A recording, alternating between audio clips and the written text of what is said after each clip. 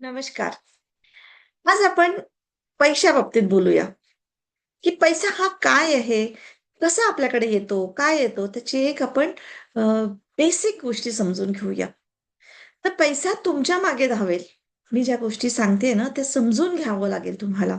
तर पैसा तुमच्या मागे धावेल, ही गोष्ट फक्त समजून घ्या. पण असं डोक्याने नाही, तर एका खोल मौनातून म्हणजे आतून, जिथे इच्छा असते, पण लोभ नसतो. जिथे आकांक्षा असते, पण भूक नसते.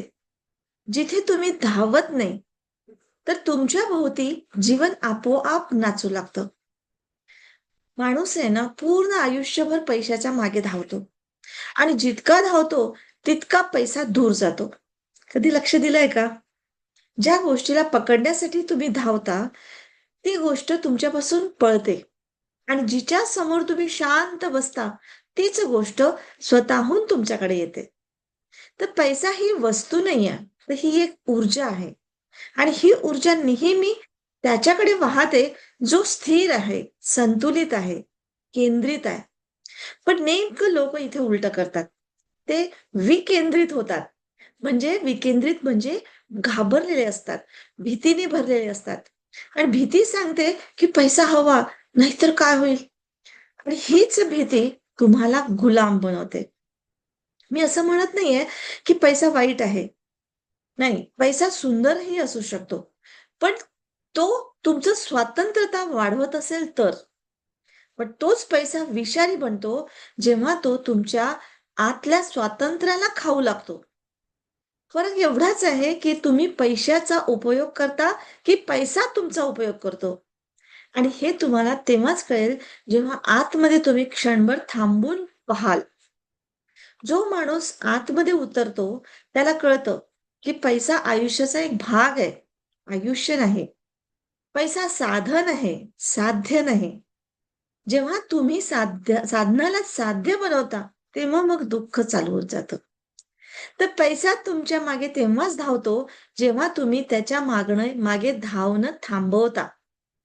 हा अस्तित्वाचा सर्वात गूढ असा नियम आहे. जे तुम्ही सोडता, ते तुमच्याकडे येतं.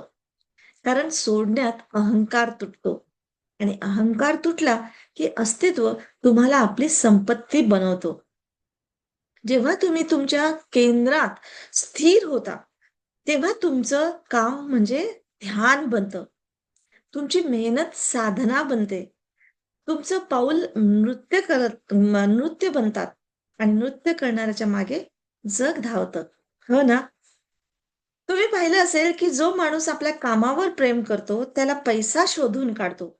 पण जो फक्त पैशासाठी काम करतो ना, त्याचं काम मरून जातं. त्याची ऊर्जा गोठते. प्रेम आणि धन यांचे मुळं एकच आहेत. म्हणजे ऊर्जेचा प्रवाह. तर काम प्रेमाने केलं, की धन त्याचा नैसर्गिक परिणाम असतो. जसं फूल उमललं, की सुगंध आपोआप येतं. तसंच प्रेमातून केलेलं कर्म समृद्धीला आकर्षित करतं आणि प्रेमरहित कर्म हे भिकारी पण घडवतं. भिकारी फक्त रस्त्यावरच नसतात बरं का. भिकारी हे कार्यालयातही असतात, मोठमोठ्या घरातही असतात. भिकारी तोच असतो, जो आतून रिकामा असतो आणि बाहेरच्या गोष्टींनी तो आपले रिकामपणा झाकू पाहतो. तुम्ही आतून रिकामे आहेत म्हणून पैसा हवा वाटतो. पण आतून समृद्ध व्हा. आतूनच म्हणजे ती कल्पनाच करा. कल्पना काय तुम्ही ते फील करा, की पैसा तुमच्या सोबत आहे. तर पैसा स्वतःहून तुम्हाला म्हणेल, की मलाही तुझ्यासोबत राहू दे. पण लोकं बाहेरून म्हणजे हवे ठेवतात आणि आतून म्हणजे पोकळ राहतात. म्हणजे बाहेरून लोकांना वाटते पैसा पाहिजे, पैसा पाहिजे. हा बिझनेस करायचा, तो करायचा, तिथे जायचं, हे करायचं. पण नाही आतमध्येच तुम्हाला पहिले भरलेलं पाहिजे असते. तर आतमध्ये स्थिरता नसेल तर धन बाहेर पण टिकत नाही. तर पैसा कुठल्या फसव्या युक्तीने टिकत नाही, तर तो टिकतो फक्त धैर्य, स्पष्टता आणि प्रेमाच्या ऊर्जेने म्हणजे देण्याच्या भूमिकेतून. लोकांना वाटतं यश चतुराईने मिळत नाही, तर म्हणजे लोकांना असं वाटतं की यश चतुराईने मिळतं, पण नाही तसं नसतं. यश संवेदनशीलतेने मिळतं, धैर्याने मिळतं.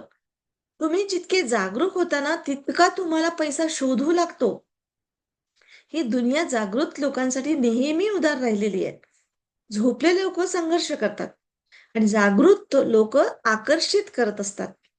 तर तुम्हाला लढायचं नाहीये, चुंबक बनायचं आहे. पैसा तुमच्या मागे तेव्हाच धावतो, जेव्हा तुमच्या ऊर्जेत चुंबकत्व येतं आणि हे चुंबकत्व तेव्हाच येतं, जेव्हा तुम्ही आतमध्ये शांत असता. आतमध्ये तुमच्या शांती असते. ध्यान समजून घ्या, मौन समजून घ्या. आपल्या आतल्या खोलपणाला समजून घ्या, अनुभवा. जेव्हा तुम्ही आतून शांत होता ना, तेव्हा बाहेरचं जग तुमच्या गरजानुसार स्वतःहून व्यवस्थित व्हायला लागतं. शांती म्हणजे काम सोडणं नाही, तर शांती म्हणजे भीती सोडणं आहे. आणि हीच गोष्ट आम्ही रेकीमधून शिकवत असतो, की आतून आपलं जग कसं बदलायचंय.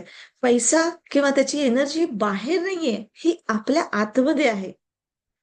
तर रेकी नक्की शिका म्हणजे तुम्हाला याच्यातून डीप नॉलेज असून समजेल. आणि जो भीतीतून काम करतो ना, तो ताण-तणाव कमवतो आणि जो प्रेमातून काम करतो, तो पैसा कमवतो, आदर कमवतो, आनंद कमवतो. मी नेहमी हे सांगत राहणार आहे, की पैशाला पकडू नका, स्वतःला पकडा, स्वतःला शोधा, स्वतःला ओळखा. जसं-जसं तुम्ही स्वतःला ओळखाल ना, तसं-तसं तुमची ऊर्जा ही समुद्रासारखी होत जाईल आणि समुद्राकडे नेहमी मोती असतात. त्या आटलेल्या नद्यांकडे नाही राहत. तर असंच असतं. जग त्या माणसावर विश्वास ठेवतं, ज्याने स्वतःवर विश्वास ठेवलेला आहे. पैसा त्यालाच धरतो, ज्याने आपली किंमत ओळखलेली आहे. तुम्ही स्वतःची किंमत तुम्हाला माहिती नाही, म्हणून जग तुम्हाला कमी किंमत देतं. ज्या क्षणी तुम्ही आतमध्ये म्हणता, की मी पुरेसा आहे, तर तुमची ऊर्जा बदलते. तुम्ही मागे धावणारे राहत नाही. देणारे होता आणि जो देऊ लागतो ना, त्याच्या मागे जग धावतं. तुम्हाला वाटतं की धन साठवून मिळतं म्हणजे साठवून मिळतं. पण धन साठवून नाही मिळत, तर तो वाटून मिळतो आणि जो देतो त्याच्याकडे ती नदी पुन्हा-पुन्हा परत येते. तर आपल्या कामामध्ये मूल्य द्या, मौल्य द्या. आपल्या शब्दांमध्ये प्रेम द्या. आपल्या मनामध्ये करुणा द्या. मदतीची भावना ठेवा. धन तुमच्या आयुष्याचा नैसर्गिक पाहुणा बनेल, की जो तुमच्याकडे वारंवार येत राहील. पैसा घट्ट मुठीत पकडला ना, तर तो पळतो. उघड्या हाताने आला, की तो येतो. म्हणजे हात देणाऱ्याचा असावा. तुम्ही असं काय व्हॅल्यूज देता, की तुमच्याकडे पैसा आला पाहिजे? हा ब्रह्मांडाचा खूप मोठा नियम आहे. तो उघडा हातच पकडू शकतो. बंद हात फक्त मूठ बनतो आणि मूठ ही कायमच रिकामी असते. मुठीमध्ये धन नाही मावू शकत. तर धन असंच पाहिजे असतं. पुन्हा सांगते, धनाच्या मागे धावू नका. स्वतःला इतकं सुंदर आणि इतकं शक्तिशाली आणि इतकं उपयुक्त बनवा, की जग तुमच्याशिवाय चालू शकणार नाही. तेव्हा पैसा म्हणेल, "माझी जागा तर तुझ्याजवळच आहे ना." इतकं सोपं आहे. तर हीच कला आहे धनाला बोलवायचं नाही, तर त्याच्या योग्य होण्याची म्हणजे आपली व्हॅल्यूज बनवायची. आपलं पकड बनवायची असते. तुम्हाला योग्य बनायचं असते म्हणजे तुमच्या बीइंगमध्ये हे करायचं असते. तर धन नम्रपणे तुमची सेवा करतो. तुम्ही अयोग्य असाल ना, तर धनही तुमच्यापासून घाबरून दूर जातो. तर लक्षात ठेवा, पैसा मूर्खांपासून दूर पळतो आणि जागृत लोकांकडे आकर्षित होतो. जागृत म्हणजे चमत्कार नाही. ते म्हणजे स्वतःशी प्रामाणिक असणं.